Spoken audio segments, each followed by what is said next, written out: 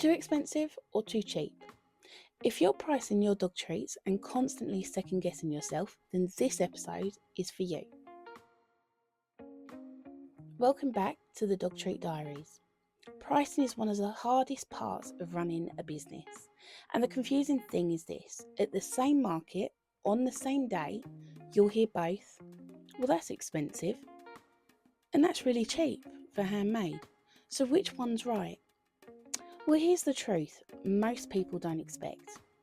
If some people think you're too expensive and others think you're probably too cheap, you're probably pricing it correctly. Now let's talk numbers, because vibes don't pay the bills. A really solid starting point, and one that's widely taught in small product businesses, is this: your selling price should be at least 3 times your total costs, and not just total ingredient costs. But what does total costs really mean? When I say costs, I mean everything that it takes to get that product into someone's hands.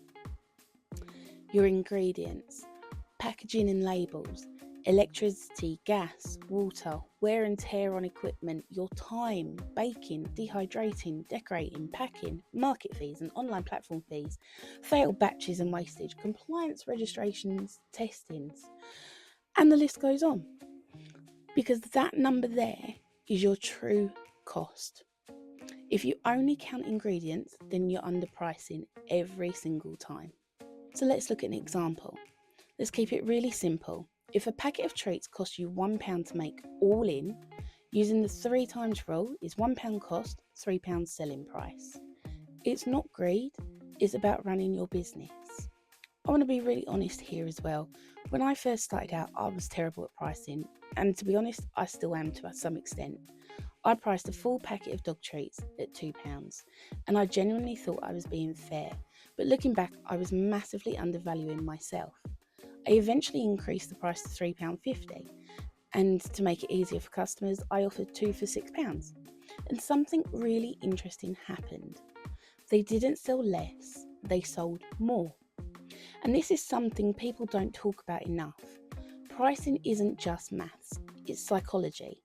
At £2.50, people questioned the quality, whereas at £3.50, they perceived the value of handmade. When I sat down and actually worked out my true costs, ingredients, packaging, time, fees, wastage, that £3.50 price finally made sense. It aligned far more closely to the 3 times cost rule. Now, being too cheap doesn't make your business accessible, it makes it fragile. Cheap pricing usually means you're not paying yourself, you're at risk of burning out, you can't invest in testing or improvements. One bad batch wipes out your whole margin. And cheap is expensive, just not straight away. So what does too expensive really mean? When someone says your treats are too expensive, what they're really saying is, this isn't for me. And do you know what? That's okay. Your business does not need every customer, it needs the right customers. You don't need to be the cheapest, and you don't need to be the most expensive. You want to be fair, sustainable, confident, aligned with your values. If your pricing lets you cover your costs, follow the 3 times rule, pay yourself, and grow without burnout, then your pricing is doing exactly what it should.